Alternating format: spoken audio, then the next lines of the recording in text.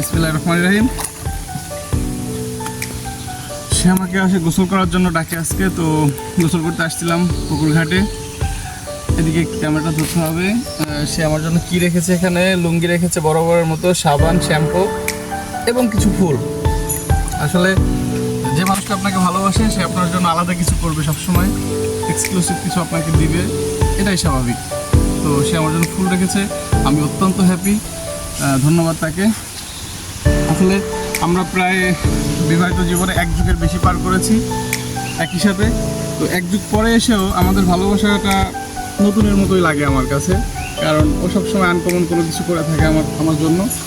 তো সম্পর্ক ভালো রাখতে হলে সবসময় একে অপরের প্রতি বেশি বেশি খেয়াল রাখবেন, চেষ্টা করবেন একই প্লেটে খাওয়ার, একই সঙ্গে গোসল করার, একই সঙ্গে থাকতে, বন্ধুত্বপূর্ণ সম্পর্ক গড়ে তুলতে।